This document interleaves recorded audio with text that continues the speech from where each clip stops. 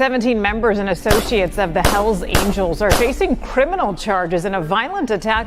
Federal agents allege the outlaws sold drugs, traded firearms, and engaged in insurance fraud and even tampered with government witnesses. We have learned there is cell phone video as well as surveillance video of evidence in this attack. The U.S. Attorney characterized today's raids as historic, the largest federal bust on organized criminal gang activity. Retaliation is common for crimes involving biker gangs. However, it could happen anywhere because of how interconnected gangs have become nationwide. The 3-year investigation resulted in 42 federal indictments on a variety of charges, including racketeering, money laundering, drugs, gambling, insurance fraud, and extortion. There's a bunch of bikers up here, and they're shooting guns and stuff. I need the police now. But on foot going towards 2nd Street. Okay, receive. Welcome to this episode of Chattin with Staxx. I'm your host, Bill Staxx, and today we got Nancy with us. Say hi to the people, Nancy. She's chilling. So, before we get started, make sure you hit the like button, subscribe, hit the notification bell so you can get my videos every time they drop. Lay down. So, today, we're talking about Waco. 10 years since the Waco situation where the cops murdered a bunch of bikers. Lindsay, how are you? Thank you for joining me today. Ronan, what's good? Jake, how are you? Thank you guys all for taking the time. Let me let her out. I'll be right back.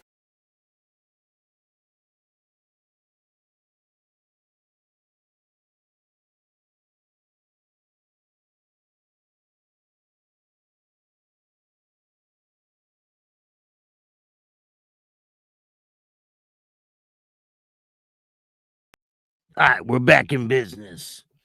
Hey, what's going on, Kitty? So today we're talking about the Waco shooting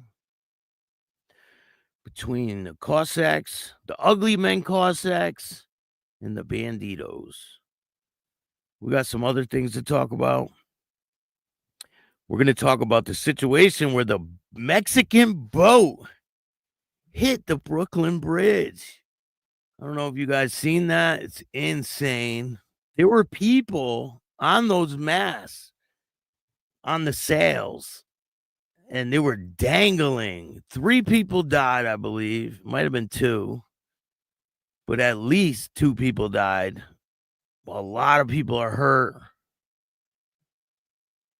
and they want some answers. Let's talk about that first. 2 people killed and at least 20 others injured after a Mexican Navy ship crashes into the Brooklyn Bridge.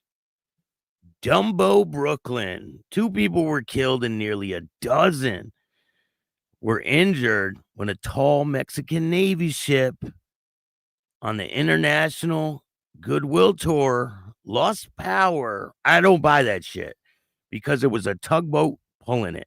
And what, you're telling me the tugboat lost power? Why was it even going towards the Brooklyn Bridge when they know it couldn't make it under it? Why would they even be going in that direction? It makes no sense. I believe it was intentional. But hey, what do I know? They say that they lost power and crashed into the upper side of the Brooklyn Bridge on Saturday evening. The collision happened just before 8:30 p.m. Let me see. That's a different story. So come on.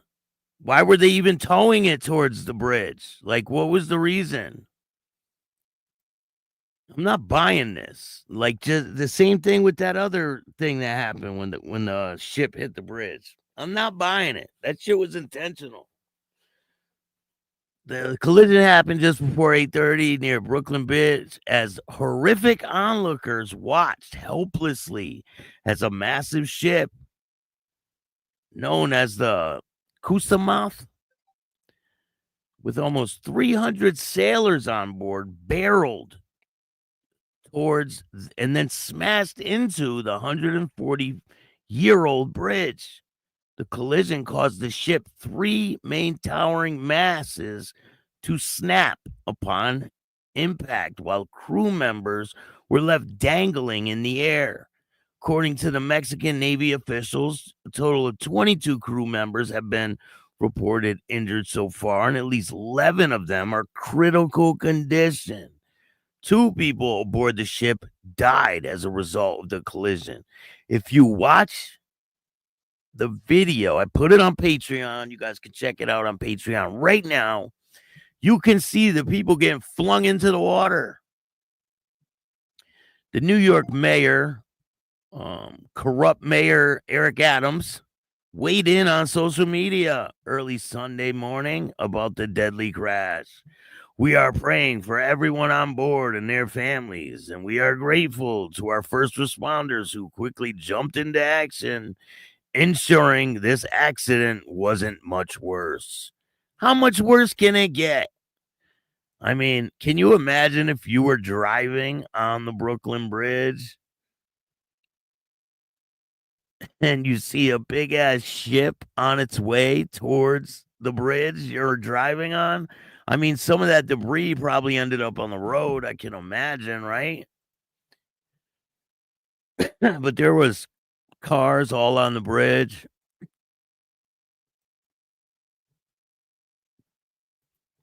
It's just crazy. Meanwhile, New York City Department of Transportation says Brooklyn Bridge was not damaged from the collision, and traffic can freely flow.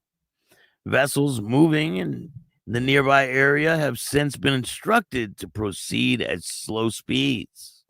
According to the U.S. Coast Guard, the ship remains at Pier 36 on the East River for damage assessments and further evaluation.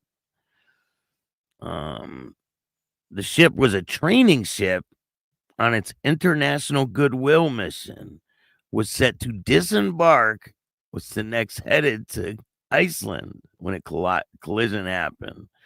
Authorities say the boat's captain lost control of the vessel. That's funny because it was being towed by a tugboat. So how did it lose control of the vessel when it was being towed by a tugboat in the video? The ship's masts snapped as they struck the bridge's underside. Pieces fell onto the deck. Officials say the iconic span itself did not sustain any structural damage.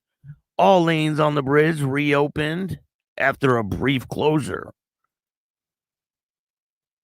Man, I'm not buying the shit they're selling. Authorities said 177 people were aboard the ship and nobody fell into the water. And that's a lie, too, because I seen a video where the dude goes flying into the water. Authorities said no one fell into the water.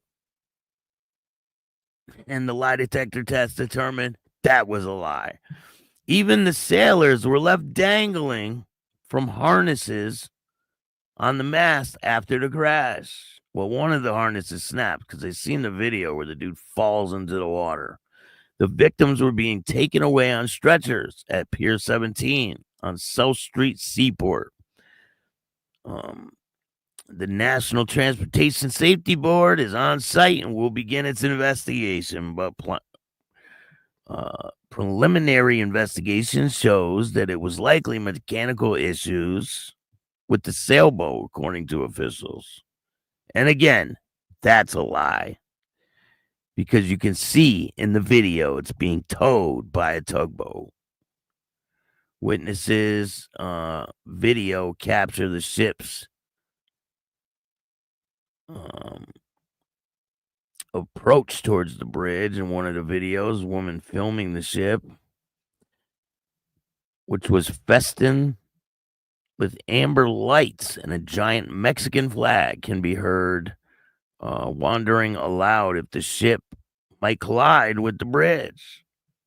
When the ship's mast strikes the bottom of the bridge, she screams, "It crashed, it crashed," in Spanish and then in English. As the ship continued to approach the Dumbo shore. "Stop, stop. Oh my God," she continued in English.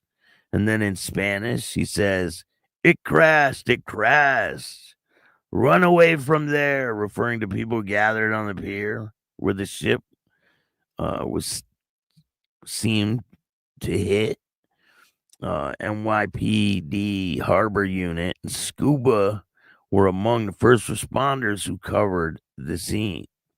The Mexican ship was described as a goodwill vessel that had plied the water since 1982.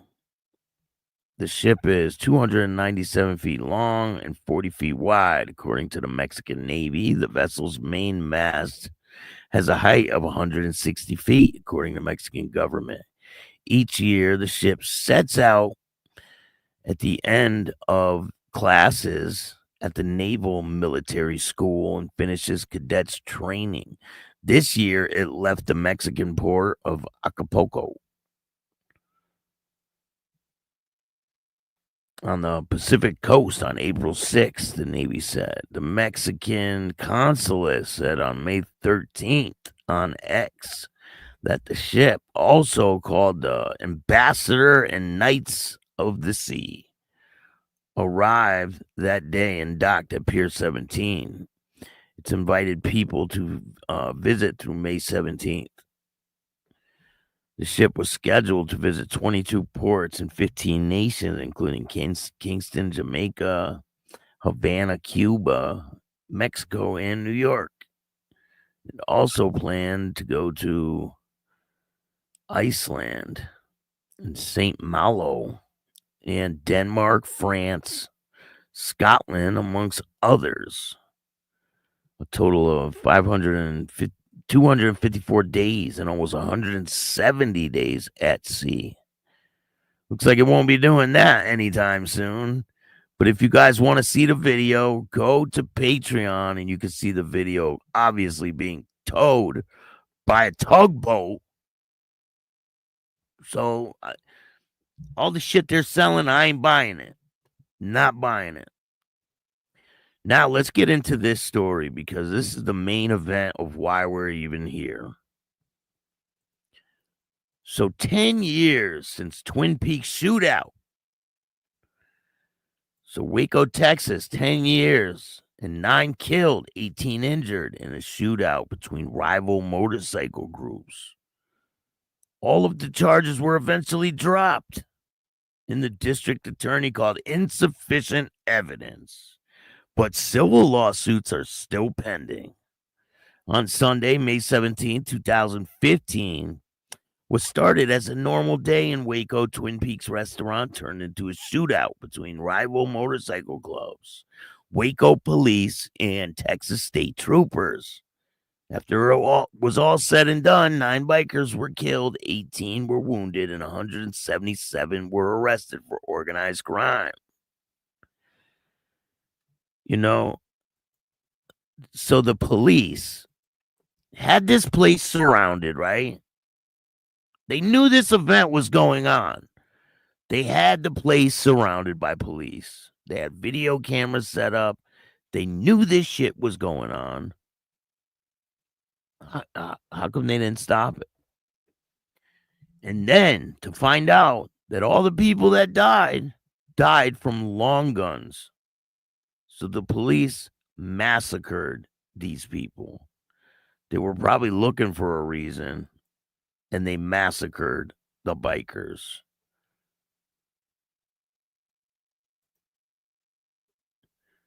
So a decade later, a look back at Twin Peaks Massacre in Waco, Texas. The case more closely resembles the bizarre Quentin Tarantino screenplay than a real-life tragedy. 10 years ago, about 200 bikers descended on the former Twin Peaks restaurant in Waco.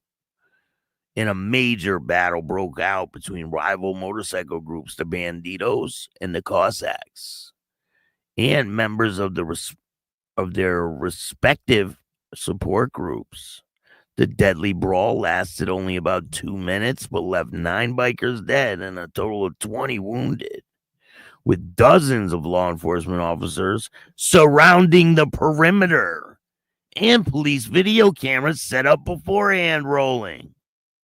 The frightening scene shattered the normally calm Sunday afternoon in the Waco marketplace, sent families at nearby restaurants and hundreds of bikers not involved in the melee scrambling for their lives. But unlike a Quentin Tarantino movie,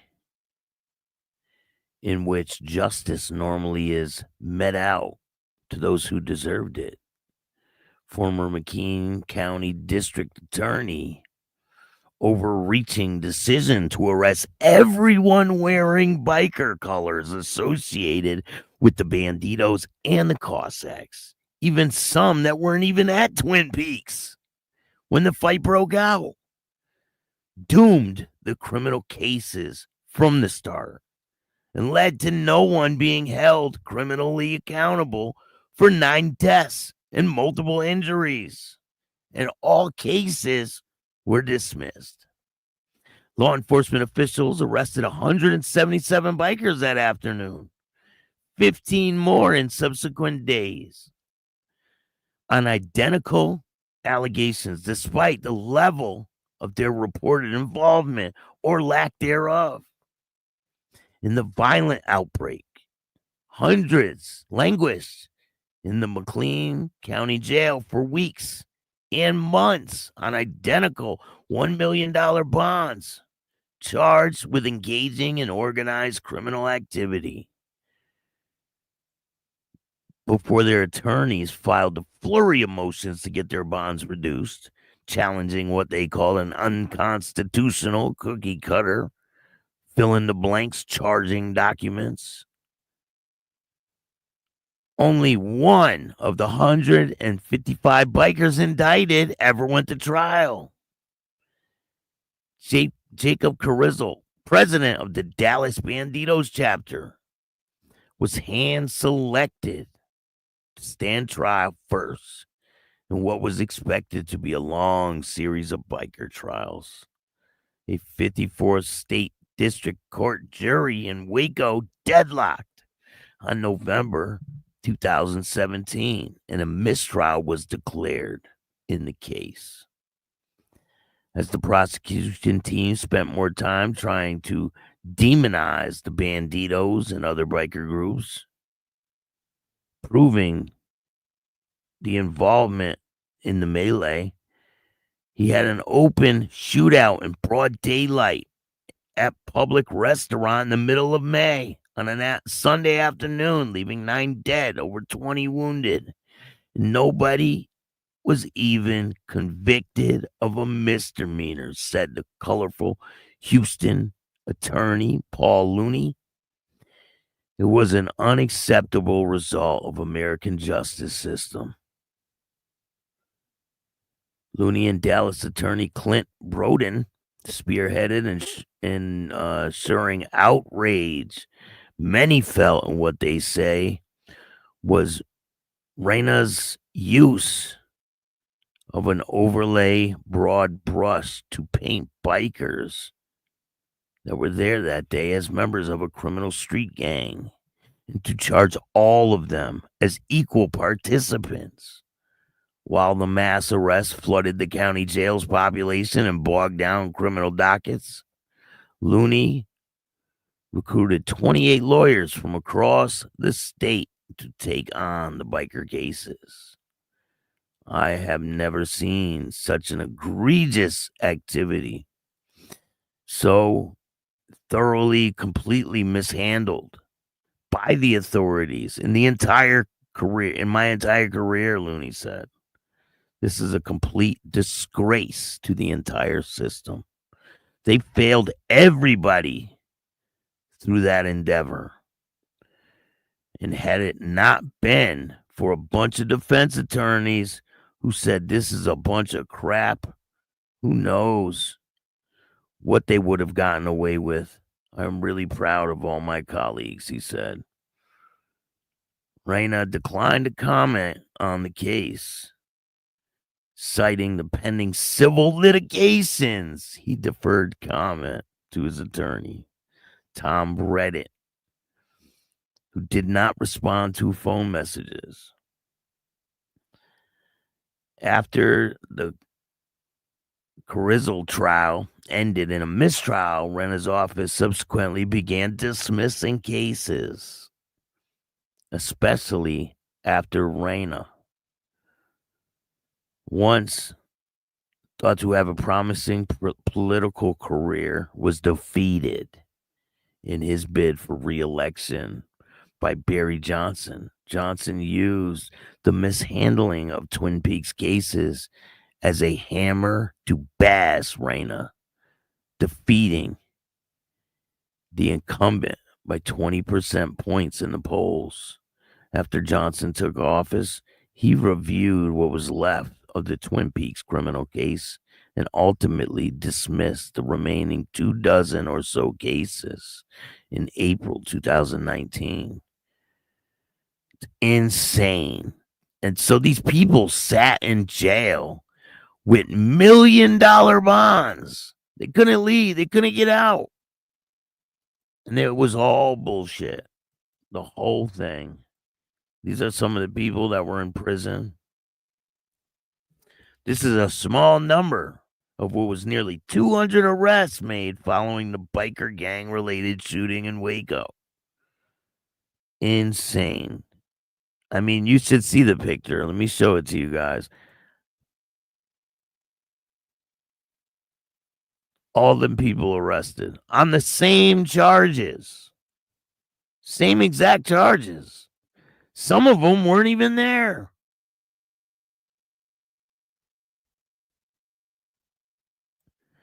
And the police knew that this shit would have had a bad outcome if these two groups were in the same place at the same time. So when they seen that they were going there, why wouldn't they intervene? Maybe they wanted to do something that day. Now there's a bunch of lawsuits going on, and I don't know. I have a feeling that they're going to win, you know? It really is insane.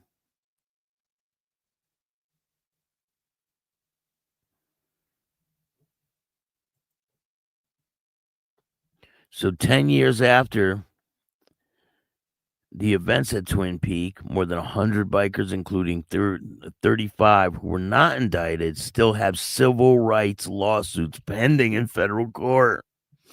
Dallas attorney Don Tittle represents the majority of the bikers in the civil suits and said he has never been involved in cases that have dragged out in the courts for this long. The cases have bounced back and forth over the years from federal court to the Fifth U.S. Circuit Court of Appeals, as lower court rulings have been applied by parties on both sides in what we know as interlocutory appeals. In Tittle's cases, the city of Waco, McLean County, and a number of law enforcement officers have been dismissed as defendants by the pretrial ruling, leaving only Rena and the Waco Police detective Manuel Chavez, who swore out the arrest affidavits, remaining as defendants. They claimed qualified immunity from liability, asserting that they were merely just doing their job. However, Tittle has asserted that Rena and Chavez are not entitled to immunity because he claims Rena stepped beyond his role as a prosecutor at the crime scene that day, and Chavez committed perjury when he swore that he was in the identical arrest documents was true. And it's stunning how long these cases have been pending. Tittle said, "I have never seen cases take this long, nothing close, but I'm not blaming the trial judge. Qualified immunity originally was meant to protect police officers who make split decisions in the line of duty from being sued. But this is not a split decision in the least. Rights were clearly violated. After the dust settled at Twin Peaks, officers busted hundreds of bikers to the Waco Convention Center for processing, while Waco Police kicked off a homicide investigation led by 40-year police veteran J.R. Price. A number of bikers have been processed and released to go home. When Reyna and his assistants arrived, they made the call to anyone wearing Banditos or Cossacks colors was going to jail on identical charges. Broden, the Dallas attorney, called the decision a rush to judgment and a comedy of errors. He said it was wrong to charge those simply because they were there, mere presence at the crime scene, adding it was even worse to charge those who weren't there or who later arrived.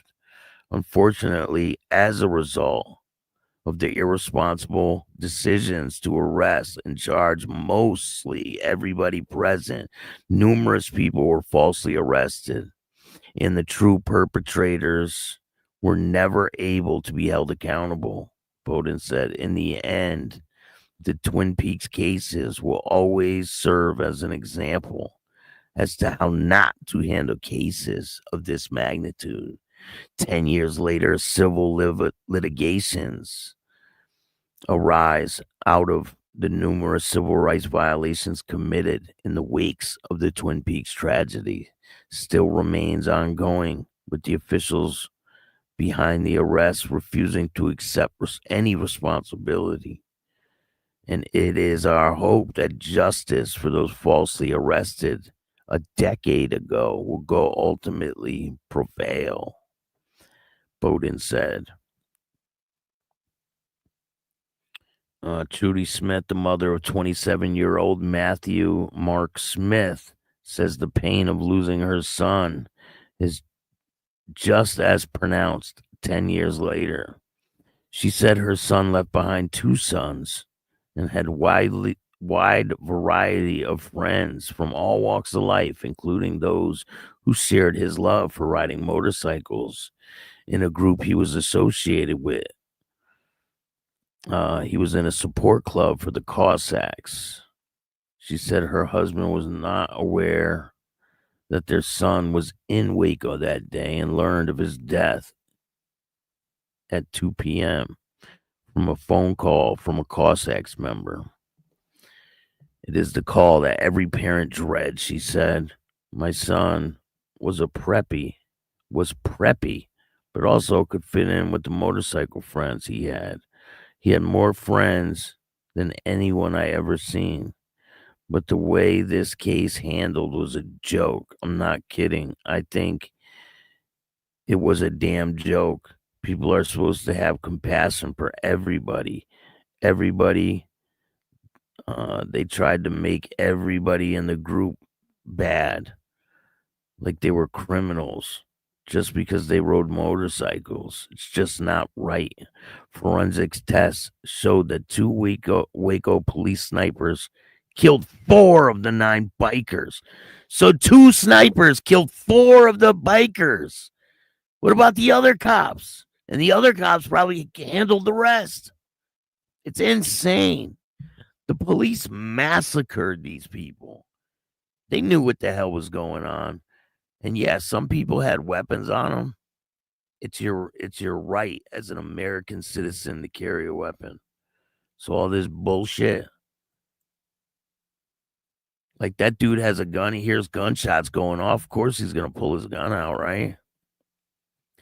It's insane that they would do what they did. And they knew what was going on.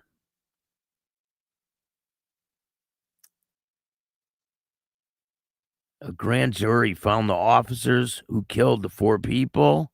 The officers committed no wrongdoing in 2016. That is crazy. Here, I'm going to show you a picture of Matthew Mark Smith, the guy that I was just talking about. His mom was talking about him. Here's a picture of him with this cut on. He was in that club, support club. Forgot the name.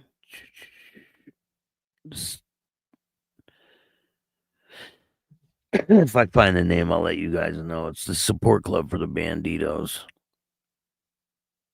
And then this, where's the other one?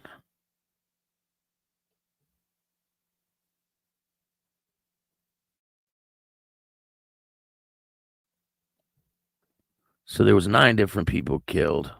It's just crazy. The police knew what the fuck they were doing. Hey, Mark, what's going on? Thank you guys for joining me today. Nancy's doing great. Staxx is a good teller, a good storyteller as always. Thank you. So I'm going to start doing some pre-recorded videos. I'm still going to go live, but I'm going to take different cases. So if there's any stories that you want to hear from the past, I'm going to start doing pre-recorded stories of different cases. So if you got anything that you want to hear, put it in the comments and I'll take it into consideration. Put it in the suggestion box.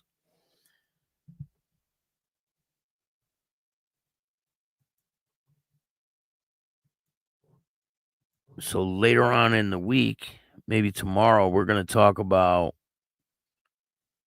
the 14 members of the Thug Riders charged with federal crimes.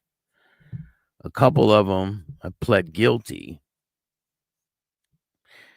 I have a feeling, I could be wrong, but I have a feeling that this indictment goes along with the Pagan indictment. You know, the one where they pled guilty. Just a feeling. Who knows? We'll look into it. Staxx always grinding, putting in that work. Thank you, Lindsay. Definitely. I don't know any other way. We got a lot of content on the way for you guys. If you guys haven't checked out the Outlaws MC London chapter, make sure you check it out. I'll play a couple clips. Now, were these two guys, were they in the club? So they were in that club from England that I was explaining to you. Had called themselves outlaws, but they didn't have the same back patch and the colors weren't the same. They weren't black and white. It actually looked at it, if you're looking at them, that they were going to end up being Banditos, because Banditos had a big presence in Europe at that time.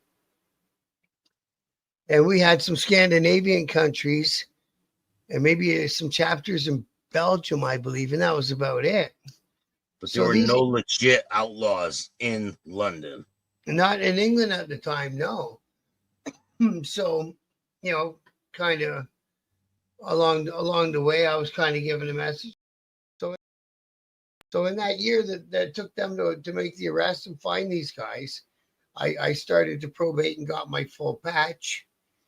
And then in that time, my sponsor, Bandit took me, him and I decided to go to Daytona because I'd never been to Daytona before.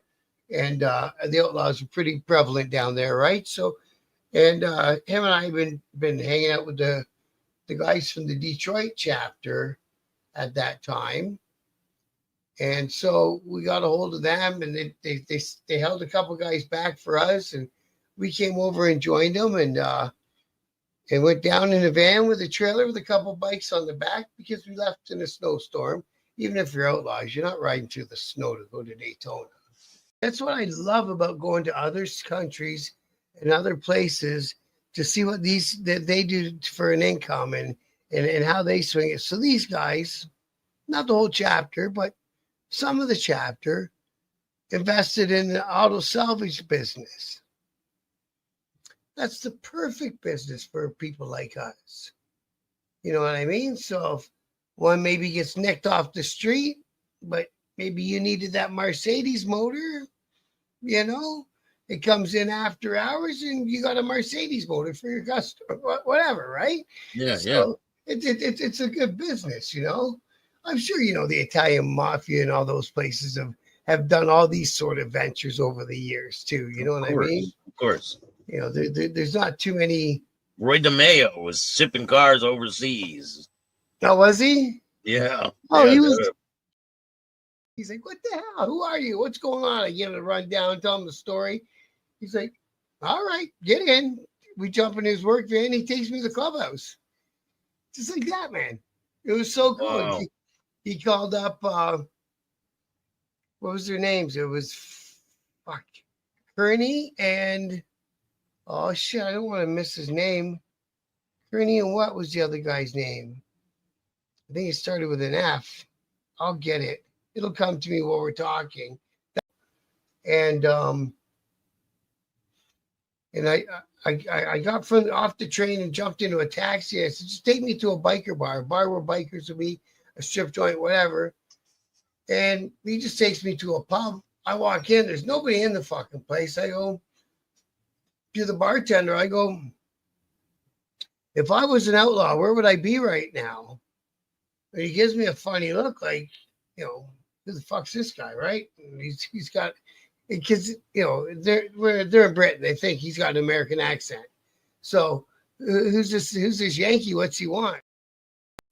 Make sure you guys check out the interview with Bob from Biker News Canada. Go subscribe to Bob. He's got great content. There's a lot more on the way. We got, what's his name? Boston 2%. Really good interview with him. Insane interview. You guys are going to really like this one. He tells the craziest story about how he went through drug addiction, ended up getting sober, and all the craziness in between. It is an insane interview. It's 10 parts. It's really good. If you want to see the whole interview, just join the membership. The whole interview for Bob is up there now. You guys can check it out. We got new Pee-wee on the way. Pee-wee is back. And we got a whole bunch. Leonard. We got Leonard Brushel. I think it's how you say it. He wrote the book called High. We got him coming up. We got Boston 2%. We got the Outlaws meet the Hells Angels. We got a new Popcorn interview dropping. Life After the Pagans. And then we got Travis. Shout out to everybody that comes on this show. I got some really good interviews lined up. If you want to be a guest on the show, hit up my email at billstax2021@gmail.com. And if you want to help out the show, you can cash at me at Chattin with Staxx, or you can hit up Venmo, PayPal, Super Stickers, Super Chats. No more Zelle, but it's all good. And we're going to start filming the TV series and the movie coming up very soon. So if you want to be a part of either one of those, hit me up and we'll make it happen. I can't wait to show you guys what I've created. I can't wait to bring it all together onto the big screen and show you guys the storyline and everything else. It's really good. So I hope you guys like this content. There's a lot more content on the way. If you like this, hit the like button, subscribe, hit the notification bell so you could get my videos every time they drop. And if you don't like this show, start your own fucking podcast. I appreciate all you guys. And remember, don't be a bitch. And all new at 5, a major organized crime bust. 23 people under arrest now accused of stealing guns and cash. Today, police revealed 4 organized crime groups are wreaking havoc. From aggravated robbery to kidnapping, burglary, and more. Let's take a look at this. New pictures from court documents in this case. These are a few of the people who have been charged. And investigators say the money, tens of thousands of dollars, is all stolen.